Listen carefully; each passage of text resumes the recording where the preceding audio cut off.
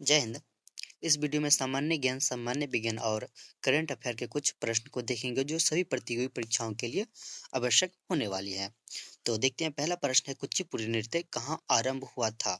Option पहला राजस्थान, आंध्र प्रदेश, कर्नाटक, पंजाब। तो कुचिपुड़ी नृत्य जो है आंध्र प्रदेश से प्रारंभ हुआ था। आंसर हो जाएगा आपका ऑप्शन नंबर बी। नेक्स्ट प्रश्न देखते हैं।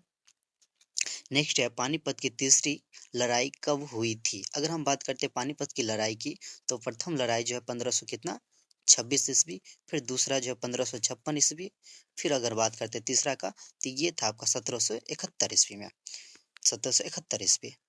तो पूछा आपके पानीपत का तीसरी लड़ाई, तो ये कब हुआ था? तो 1771 ईस्वी को हुआ था पानीपत की तीसरी लड़ाई। फिर देखते हैं नेक्स्ट प्रश्न है।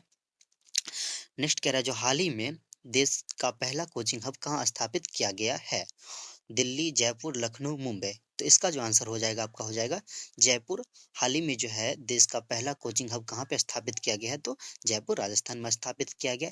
इसमें क्या किया है, जो स्टूडेंट के लिए सभी प्रकार की सुविधाओं को एक ही स्थान पर उपलब्ध कराने की बात की गई है। तो इसका आंसर हो जाएगा बी, जयपुर। नेक्स्ट प्रश्न देखते हैं, प्रश्न संख्या आपका 4 है। हाल ही में क्रिकेट हाल ही में कह रहा है, जो T20 क्रिकेट में 11,000 रन बनाने वाले पहला भारतीय क्रिकेट बन गया है। Rohit Sharma, Chris Gayle, Virat Kohli, option number D है इनमें से कोई नहीं। अगर हम बात करते हैं क्रिस गेल का, तो पूरे वर्ल्ड में फर्स्ट स्थान पे आते हैं। पूरे वर्ल्ड में क्या है, ये पहला स्थान पे आते हैं। ये क्या किया है, तो ये 14,000 से प्लस रन अभी तक में बना लिए हैं। पूरे वर्ल्ड में फर्स्ट स्थान पे आ जाते हैं। और हम बात करते हैं इंडिया का पहला कौन बन गया, तो विराट कोहली जो है 11,000 रन बनाने वाले भारत का पहला क्रिकेटर बन गया। तो इसका आंसर आपका होगा ऑप्शन नंबर 3। फिर देखते हैं नेक्स्ट प्रश्न है। कह रहा है, जो प्रकाश वर्ष की इकाई है, बड़ा आसान सा क्वेश्चन। इसकी इकाई, प्रकाश वर्ष किसकी इकाई है? तो ये हो जाता है दूरी की इकाई। प्रकाश वर्ष दूरी की इकाई है, दूरी को मापते हैं। फिर हम देखते हैं नेक्स्ट प्रश्न। नेक्स्ट कह रहा है, जो संविधान के किस अनुच्छेद में धन विधेयक की परिभाषा दी गई है?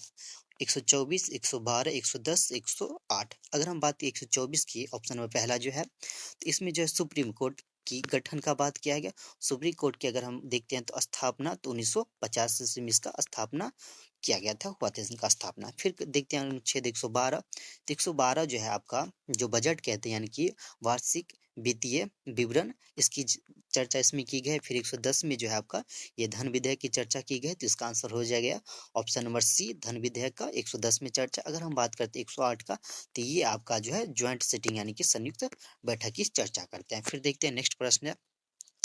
नेक्स्ट कह रहा है, जो आपको कोशिका का पावर हाउस किसे कहा जाता है? पहला ऑप्शन है क्लोरोप्लास्ट, फिर है गोल्जी का, फिर है माइक्रोकॉन्ड्रिया, फिर है राइबोसोम। अगर हम देखते हैं ऑप्शन नंबर पहला, तो ये आपका पादप में पाया जाता है, यानी कि ये पादप कोशिका होता है। क्या? क्लोरोप्लास्ट पादप में पाया जाता है। फिर गोल्जी का बात करते हैं, तो ये परिवहन का कार्य करता है। फिर देखते हैं आपका माइक्रोकॉन्ड्रिया, जिसे कोशिका का पावर हाउस कहा जाता है। तो ऑप्शन नंबर 3 इसका आंसर हो जाएगा, माइक्रोकॉन्ड्रिया को कोशिका का पावर हाउस कहा जाता है। अगर हम बात करते हैं राइबोसोम का, ये क्या करते हैं, प्रोटीन निर्माण का कार्य कहते हैं, इसलिए इसे प्रोटीन का क्या कहा जाता है, फैक्ट्री कहा जाता है। यानी कि प्रोटीन का फैक्ट्री किसे कहा जाता है, तो ये आपका आंसर हो जाता है राइबोसोम।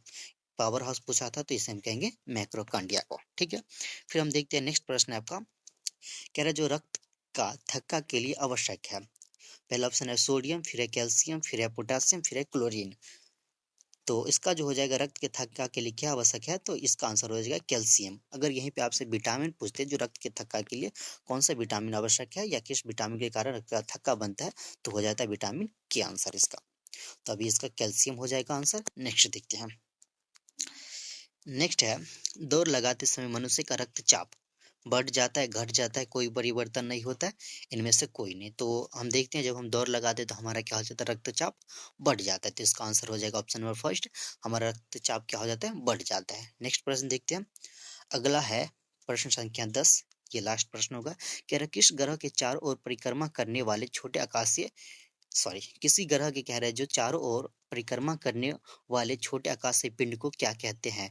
पुच्छल तारा, ग्रह, उपग्रह या ये सभी? तो किसी ग्रह का अगर चक्कर लगा रहे हैं, तो इसे हम क्या कहेंगे, उपग्रह कहेंगे। जैसे पृथ्वी के चारों ओर चक्कर लगाने वाले कौन, चांद हो जाता है, यानी कि चंद्रमा, मून। तो ये इसका क्या हो जाएगा आंसर, उपग्रह आंसर हो जाएगा। पिछले प्रश्न में आपसे पूछे थे, जो राष्ट्रीय महिला दिवस कब मनाया जाता है, तो उसका आंसर हो जाएगा 13 फरवरी।